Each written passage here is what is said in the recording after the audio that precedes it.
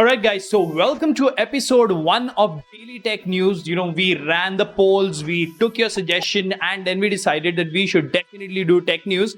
These are initial episodes, so you might see me looking at the screen and reading out news to you and stuff like that. But we've got our team giving you the best possible information every single day from today. This is episode number 1. And yes, we do have a giveaway going on for our cases. So the link is mentioned in the description. You can go ahead and check that out. And if you haven't already, please subscribe, because it doesn't cost you anything and it really motivates us to make amazing content like this.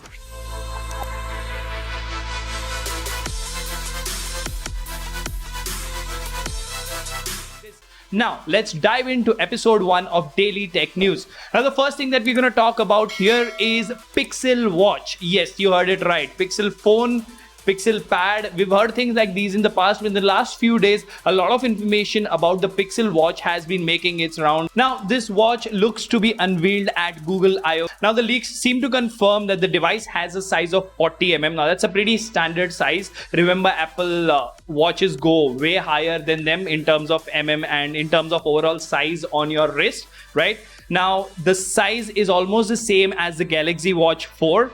Now, we can expect also some more, size variants as far as Pixel Watch is concerned. There might be 2 or even 3 options as far as different sizes are concerned. So that will be interesting, because one size fits it all does not work for wearables. We have different size wrists, and of course you need to have your options there, right? Expect 2 variants, one with 5G connectivity and one without 5G connectivity. For obvious reasons, the one with 5G will be the more expensive one.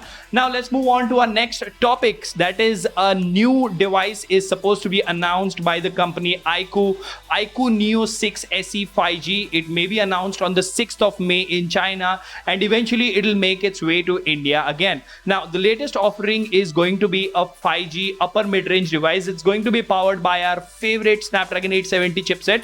Remember, the Snapdragon 870 is powering our Mi 11X as well, also known as the Poco F3. Now, the full specifications are as follows: 6.62-inch FHD plus 120Hz E4 AMOLED display. That's almost the same display that we have on the Mi 11X. Apart from this, it will have 1200Hz instant touch sampling rate. So that's some really good touch sensitivity. It will be really great for gamers. Now, 1300 nits of peak brightness. This of course will come with HDR10 certification, so you can enjoy all the content on Amazon Prime, Netflix in HD on this beautiful display. Now, of course, as I said, Snapdragon 870, 16 megapixel front camera, a 64 megapixel back camera with optical image stabilization, 12 megapixel ultra wide, and a 2 megapixel depth sensor. Now, I really want these 2 megapixel sensors to go away, be it a macro or a depth sensor. Anyways, it is going to have 8 or 12 gigs of LPDDR4X RAM, up to 4 GB of, right? Gimmick. That's, yes, correct, virtual RAM. Anyways, 128 or 256 gigabytes of UFS 3.1 super fast storage, 4700 milliamp hour cell. Now, that could have been up to 5000 milliamp hour, and it would have been a sweet spot. 80 watt fast charging. They're claiming 100% in 30 minutes. So that's brilliant.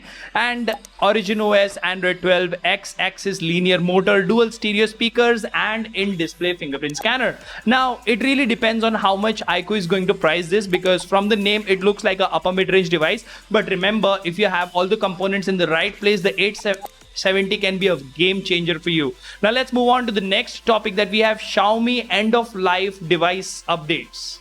So Xiaomi has announced the names of a few phones which will not be getting updates anymore. Yeah, it's a little ironic because half of their phones barely get any updates.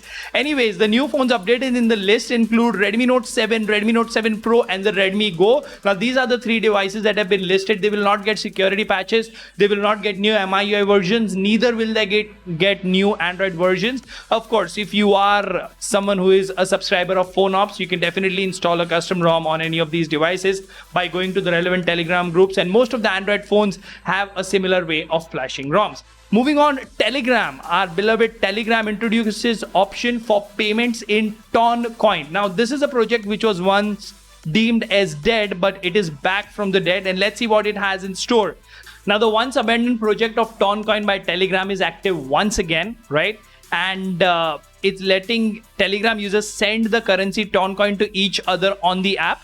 within the messaging app itself and is charging zero transaction fees. So this is a little interesting. For transactions, you will have to add Telegram's wallet bot to your attachment menu, which allows you to purchase cryptocurrency. So this is something which is going to the next level as far as a messaging app is concerned. Telegram is much more than that, but yeah, they are taking steps in the right direction. Now, the feature aims to eliminate the long waiting time spent on filling out long wallet addresses and waiting for confirmation. So yeah, Telegram bots for the win. They are very, very helpful in a lot of scenarios. And this is a step in the right direction because Ton Foundation bot on the Telegram app has over 800,000 users already. So let's see where this goes. But one more interesting thing, just like crypto is NFT, and McLaren Automotive has unveiled its first NFT project. Now, the British luxury supercar maker McLaren is taking its first baby steps in the direction of metaverse and digital assets, as the company announced that it would partner with metaverse infrastructure platform. Now, this becomes significant day by day, especially metaverse, which is sort of a no man's land right now. People who are believing in it are already there, and people who are confused are not even, going on the metaverse bandwagon. Anyways, NFTs is something about which you have a lot to learn. If you don't know, you can Google it and you will know the info. But they are getting into the NFT scene. Now, in the March of 2022, the supercar company announced its partnership with Infinite World to create and mint its NFTs of the brand supercar, which also comes with exclusive experiences to car owners. Now, this is really interesting. Now, moving on to the next topic, iPhones. Yeah. We've had sort of a weird discussion related to iPhones on this channel, but that will not stop, probably lakhs or millions of you from buying iPhones. So, iPhone price drop is what we are talking about. And although this particular news topic is about Flipkart, I would recommend you to try Amazon as well today and tomorrow, because Amazon summer sale is going on. But let's see what we have here as far as Flipkart is concerned. They are offering discounts on the latest 13 and 13 mini as well, iPhone 12 and iPhone 12 mini. Now, there are various exchange offers and the price has been cut from 8% for up to 16%. Now, depending on the model and the storage variant they choose, you can actually get different experiences as far as the discounts are concerned. So I would recommend check Flipkart. At the same time, check Amazon as well if you are into buying iPhone 12, 13 or 13 mini. I have not seen any discounts on the Pro or the Pro Max.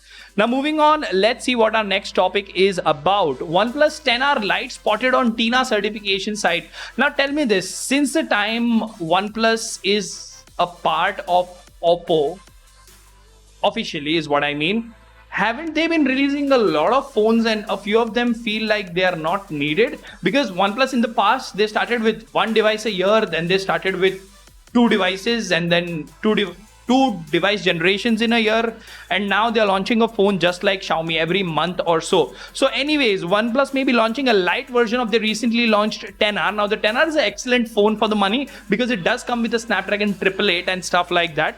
Now, let's see. It has been spotted on TINA certification.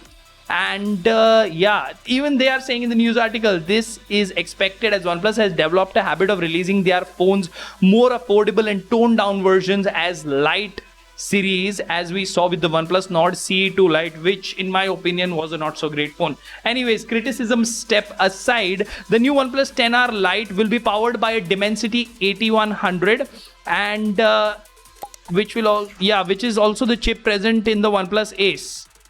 It'll have a 4590 milliampere battery, 65 watt charger. The initial renders show that the phone will have side mounted fingerprint scanner, which is a good thing. I still feel in-display fingerprint scanners are not up to the mark. 64 megapixel main sensor, 8 megapixel ultra wide sensor, once again 2 megapixel depth or macro sensor. Of course, the price will be below the 10R.